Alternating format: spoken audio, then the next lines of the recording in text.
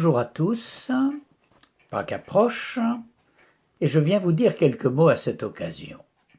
C'est une période de l'année par laquelle Dieu éveille l'attention des hommes. J'écris un petit texte pour vous, je vous invite à l'écouter attentivement, j'espère qu'il vous fera beaucoup de bien. Je suis comme vous, au milieu d'un monde agité qui a besoin de certitude, de références qui ne trompent pas. C'est parce que la lecture de la Bible m'a apporté apaisement, conviction, joie et espérance que je viens aujourd'hui, alors que la période de Pâques approche, vous donner envie de lire le livre le plus répandu, le plus traduit, écrit pour les hommes, par des hommes choisis de Dieu et poussés par le Saint-Esprit, qui ont parlé de la part de Dieu. Le livre recouvre de nombreux siècles et rapporte des récits et explications dont la cohérence, bien que beaucoup d'auteurs ne se soient pas connus, laisse sans parole tout lecteur honnête qui lit pour écouter Dieu, son Créateur, lui parler. Les pandémies successives que nous connaissons depuis fin 2019 agitent aujourd'hui toute la Terre. Elles proviennent pourtant d'un virus, une particule infectieuse microscopique. Les hommes s'organisent pour tenter de gérer le monde et espèrent toujours y arriver. Mais voilà qu'une fois de plus, dans l'histoire des hommes, un fait échappant à leurs prévisions vient bouleverser la vie de notre planète et les efforts humains pour s'en libérer s'avèrent, malgré plus d'une année de recherche, sans efficacité satisfaisante. Le virus perturbateur pénètre dans des cellules humaines et utilise leur machinerie en suivant une programmation qui échappe aux connaissances humaines actuelles. L'homme tente d'étendre ses limites d'action et de gestion. Il refuse, cependant, de concevoir qu'un être supérieur le domine, se présente dans son histoire et l'invite à le rechercher. Cela me rappelle un texte du roi David, rapporté dans la Bible au psaume 139. « Mon corps n'était pas caché devant toi lorsque j'ai été fait dans le secret. Je n'étais encore qu'une masse informe, mais tes yeux me voyaient, et sur ton livre étaient écrits tous les jours qui m'étaient destinés, avant qu'un seul d'entre eux n'existe. » Au-dessus des hommes et de leur univers, un créateur maîtrise absolument tout, de l'infiniment petit à l'infiniment grand. Il vaut la peine de le chercher et de le respecter. Devant le problème actuel de l'humanité, nous pouvons distinguer 4 catégories de personnes. Une première, celles qui ont des responsabilités officielles et s'emploient à gérer les situations difficiles pour diriger des pays et des peuples. Leur action est influencée par tout un ensemble de paramètres humains. Ils doivent prendre en compte l'économie, la politique, la dévastation et la violence, la contestation, la discorde, la corruption. Leurs choix ne sont pas libres et le chemin qu'ils suivent pour atteindre leur but est continuellement remis en question. Juger justement, comme disait le prophète Habakkuk, est pratiquement impossible avec les seules ressources humaines. La pandémie vient compliquer encore les choses. Une seconde catégorie, celles qui savent qu'il y a un Dieu créateur de tout l'univers, un être suprême digne de confiance qui a créé l'homme libre et lui indique le chemin du bonheur. Le prophète Jérémie, au chapitre 29 de son livre, rapporte les paroles de l'Éternel « Je connais les projets que je forme pour vous, projets de paix et non de malheur, afin de vous donner un avenir et de l'espérance. » Ces personnes s'emploient à faire connaître les pensées d'amour de Dieu, montrent l'exemple du dévouement et de l'abnégation, subissent en bien des lieux la persécution et la haine. Ceux qui constatent leur bonne moralité et leur foi fondée, et qui les écoutent, découvrent la liberté et les vraies valeurs de la paix.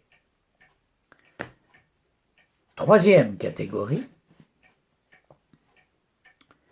celles qui vivent dans un égoïsme démesuré et recherchent satisfaction personnelle, richesse et gloire, sans tenir compte de la liberté et du respect des autres. Tous les moyens sont bons pour eux et l'utilisation du mensonge, de la drogue, de l'oppression ne blesse pas leur conscience obscurcie. Ils se trompent eux-mêmes et, insatiables, veulent toujours davantage et préparent leur malheur éternel. Enfin, une quatrième catégorie, les personnes qui essaient de trouver une place dans des sociétés déboussolées où elles ne trouvent pas de repères fiables. Elles sont malheureuses et ballottées. Leurs batailles journalières avec les ressources humaines n'aboutissent que très rarement. Elles sont souvent délaissées et méprisées. Les structures sociales n'ont pas de solution durable pour elles. Peu d'entre elles se tournent vers Dieu pour être délivrées de leur situation douloureuse et humiliante, mais les brassages de peuples conduisent celles d'entre elles qui recherchent Dieu de tout leur cœur à le trouver et à vivre dans la conscience de la liberté offerte à toute créature humaine. Le contexte actuel réveille avec insistance des questions fondamentales qui taraudent les hommes et les femmes persuadés intérieurement que les défaites qu'accumule l'humanité doivent avoir une réponse. Voici 3 questions. Y a-t-il une solution efficace? L'être humain est-il sans ressources? Où est la vérité? L'époque de Pâques, que nous retrouvons chaque année, rappelle à ceux qui veulent bien l'entendre qu'un sauveur est né pour résoudre un problème dont la solution ne peut pas se trouver avec des ressources humaines. Le mal, appelé péché, introduit dans le monde à l'époque d'Adam, est incurable et concerne toute sa descendance, donc moi et chacun de vous. Il est comme un gène qui se manifeste dans les pensées, les intentions et les actes, par la désobéissance, l'insoumission, le manque d'amour, l'égoïsme et tout ce que nous découvrons avec regret dans ce qui altère les bonnes et agréables relations humaines. Sans puissance de décision plus forte pour en empêcher le cheminement de la source empoisonnée à la manifestation, ce gène s'emploie à produire ce qui est préjudiciable à l'être qui l'habite et à son entourage. Vous me direz alors, il n'y a aucun espoir. Regardons de plus près, si vous voulez bien.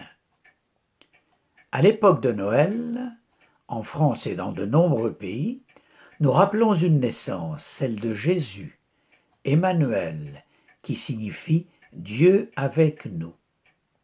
C'est le Créateur qui vient parmi les hommes pour leur proposer une solution à leur maladie incurable. Le début de l'Évangile selon Matthieu nous décrit ce qui entoure cette naissance si importante. À l'époque de Pâques, c'est le rappel de la mort et de la résurrection de Jésus qui dit lui-même, au chapitre 19 de l'Évangile selon Jean, « C'est accompli ». Le livre des Actes des Apôtres précise au chapitre 4, « Jésus, il n'y a de salut en aucun autre, car il n'y a sous le ciel aucun autre nom qui ait été donné parmi les hommes par lequel nous devions être sauvés. » L'apôtre Jean transmet, au chapitre 4 de sa première épître, « Dieu nous a aimés et a envoyé son Fils comme victime expiatoire pour nos péchés. » Enfin, l'apôtre Paul, à la fin du chapitre 4 de l'épître aux Romains, indique « Jésus a été donné à cause de nos fautes et ressuscité à cause de notre justification. » C'est la solution efficace. Il n'y avait pas de ressources et de capacités parmi les hommes, tous atteints du mal incurable du péché, qui puissent répondre à l'enracinement de ce mal. Dieu avait préparé une solution, la foi au sacrifice parfait de Jésus-Christ, l'agneau de Dieu qui enlève le péché du monde. Jean rapporte ces derniers termes dans le chapitre 1er de l'Évangile qui porte son nom. Le Nouveau Testament donne tout un ensemble de détails concordants pour expliquer la nécessité de l'œuvre de la croix et son efficacité pour tous ceux qui acceptent l'offre divine du salut. La vérité absolue de la Bible s'impose à tout lecteur attentif et honnête. Lisez la Bible en commençant par le Nouveau Testament et découvrez par vous-même la réponse aux questions « Y a-t-il une solution efficace ? L'être humain est-il sans ressources ? Où est la vérité ?» Jésus est le chemin, la vérité et la vie. Évangile selon Jean, chapitre 14, verset 6. Je vous souhaite de très agréables moments de lecture et de trouver dans la Bible la vraie réponse à vos questions. Les lecteurs assidus et vrais chrétiens de cœur la lisent avec une joie toujours nouvelle. Que Dieu vous bénisse et vous donne beaucoup de joie en lisant ce livre merveilleux, la Bible.